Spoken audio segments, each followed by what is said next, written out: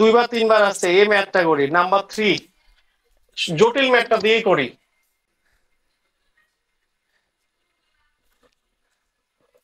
বলা হচ্ছে এই অঙ্কে আই আর সমান what according to nodal analysis. Nodal analysis অনুযায়ী এই অঙ্কটার আই আর এর মান বের করো। ওকে, ইটস এ কুল ম্যাথ। এটা আমার কাছে খুবই একটা মজার ম্যাথ মনে হয়। তো আমরা এর আগেও বলেছিলাম যে যদি গ্রাউন্ডিং দেওয়া থাকে ভালো, না দেওয়া থাকলে প্রথম কাজ কি, যে নোডাল অ্যানালাইসিস একটা গ্রাউন্ডিং তৈরি করা। ওকে, যখনই আমি গ্রাউন্ডিং তৈরি করে দিলাম, এটার বিস্তৃতি কত দূর পর্যন্ত হলো বলো তো? এই যে এই এত দূর পর্যন্ত 0 ভোল্ট, এত দূর পর্যন্ত 0 ভোল্ট, এই জায়গার ভোল্টেজ কত? কত? 0। 0। এই যে এই জায়গার ভোল্টেজ 0, এই জায়গার ভোল্টেজও 0। এখন মজার ব্যাপার দেখো, এই রেজিস্টরটা, এই যে এই 10 ওহমের উভয় প্রান্তের ভোল্টেজ কত? 0 বল। 0। তাহলে এর মধ্য থেকে কোনো কারেন্ট প্রবাহিত হবে? না। না ভাই, এটা ওপেন হয়ে যাবে। তাহলে এটা থাকা আর না থাকার মধ্যে আমার কি পার্থক্য নাই। কোনো? সুতরাং তোমরা আরেকটা সার্কিট আঁকাবা যেটাতে এটারে রাখবই না আমি, ইটস ভ্যানিশড নাও। এখন মজা দেখো, আমি তার আগে আরেকটা প্রশ্ন, বলো এই সার্কিটের নোড কয়টা? দুইটা। দুইটা। জীবনে 2টা নোড চোখে দেখছো? এই পড়াইলাম এতদিন পর্যন্ত। চারটা না ভাইয়া? যা, এ আরেকটু বাড়ায়া, জীবনে 4টা নোট চোখে দেখছো? এই পড়াইলাম আজ পর্যন্ত। এই এই যে এখান থেকে শুরু, এই মাথাটা কয়টা নোট? একটা। একটা। হ্যাঁ, আর এইটা একটা, 2। তাহলে এটার নাম দিলাম VA বা V1 দিলাম, সাপোজ V1ই দিই। এখন এই পয়েন্টে কি ভোল্টেজ আছে না নাই? আছে। এটা কি আমার পয়েন্ট, এটা কি আলাদা ভোল্টেজ না? এটা কি 0? এই জায়গার ভোল্টেজ কি 0? না, আলাদা না ভোল্টেজ। না, আলাদা বল। তাহলে এটা একটা নোড না নোড না? হ্যাঁ, এটা একটা নোড না নোড না? নোড, অবশ্যই নোড। জি ভাই, এটা তুমি। তাহলে এটার নাম দিলাম আমি V2, আর একটা নোড 0। তাহলে মোট কয়টা নোড আছে সার্কিটে? তিনটা। কয়টা নোড? তিনটা। তিনটা নোড আছে। তাহলে ফেল করলা আজকে না? এখন দেখো যে আমি কারেন্টের ডিরেকশন দিই, যদি এই দিকে কারেন্টের ডিরেকশনটা দিই এই দিকে, তাহলে কিন্তু এটা হয় প্লাস, এটা হয় মাইনাস না? এই রেজিস্টরের ভোল্টেজ ড্রপটা, এই রেজিস্টরের ভোল্টেজ ড্রপ। জি ভাই। হ্যাঁ, এবং এটা এই কারেন্টের নাম দিলাম আমি I1। তাহলে এই রেজিস্টরের মধ্য দিয়ে কারেন্ট কত? ও, এটাই তো বের করতে বলছে, IR। তাহলে এই কারেন্টের নাম কি হবে আমার? IR না? এটাও IR না? জি ভাই। হ্যাঁ। কি বলছিলাম, এই যে এটা IR উপরে যাচ্ছে, তাহলে এটা প্লাস, এটা মাইনাস। এখন বলো তো আমি IR সমান কি লিখতে পারি? আরে ভুল ভালো হলো বলো রে ভাই। 15 divided by R. B2 minus B1 by IR. পয়সা পুরা বরবাদ। এ আই একটু আগে না দেখাইলাম যে এটা যদি আমার আর হয়, তাহলে এটার ভোল্টেজ ড্রপের নাম কি? VR। এটার একটা প্লাস প্রান্ত থাকবে, এটা একটা মাইনাস প্রান্ত থাকবে, আর এটা দিয়ে যে প্রবাহিত কারেন্ট এটা হবে IR। এখন বলো তো IR সমান কি? V0 minus V2 divided by R. আরে আমি এই জায়গার কথা বলছি, এখানে বলো IR সমান কি? VR V is equal to R. VR by R না? এখন এখন যদি এটার এক প্রান্তর ভোল্টেজের নাম হয় 0, আর এক প্রান্তের ভোল্টেজ V2, তাহলে VR সমান আমি কি লিখতে পারি? 0 মাইনাস V2 না? V2। জি ভাই।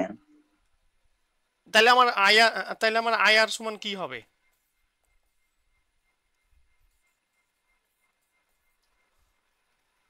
নাকি এখানে আমরা এই যে V1 পর্যন্ত চলে গেলাম, কেউ কেউ 15 ভোল্ট পর্যন্ত চলে গেলাম, আমার কি এটার সাথে রিলেটেড, সোর্সের সাথে IR রিলেটেড, না IRটা ড্রপ ভোল্টেজ থেকে বের করি? কোনটা?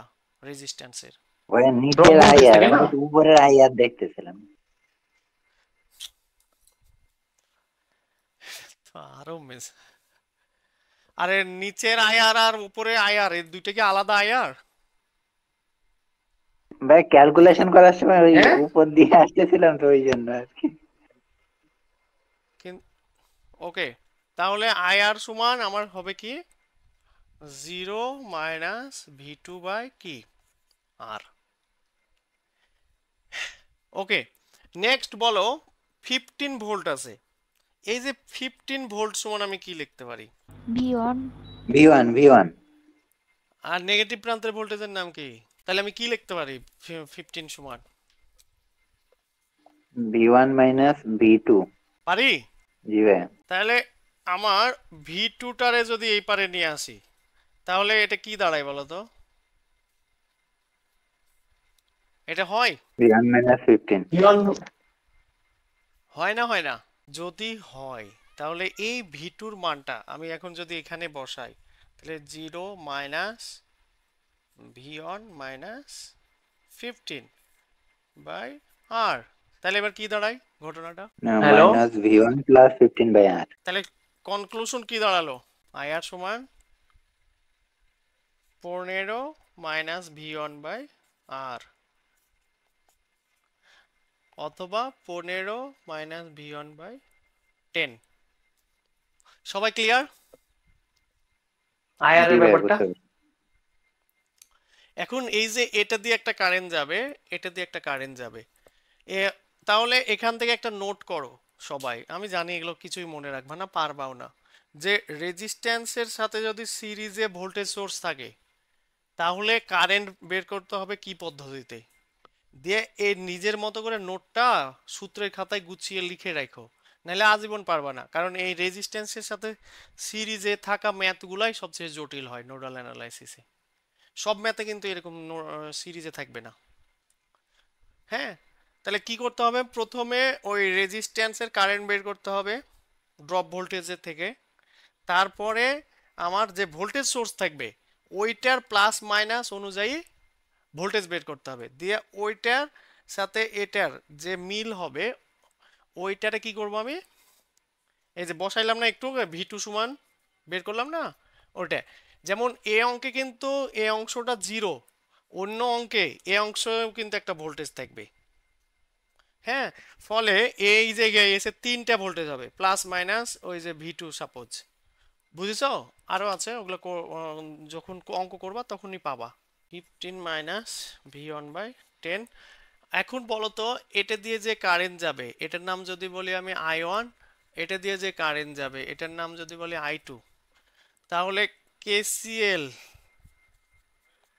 at V1 কি হবে বলো?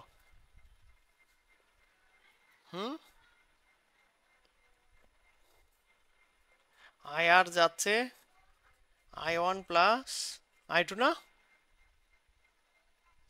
হ্যাঁ IR is equal to I1 plus I2।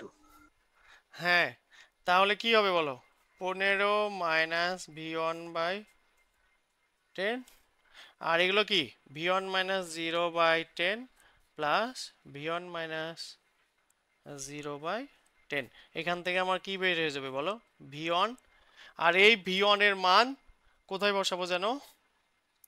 এখানে বসালে বের হবে কি আমার IR এর মান, আর IR এর মান এখানে এখানে বসালে এই রেজিস্ট্যান্স গুণ হলে বের হবে কি V2 এর মান।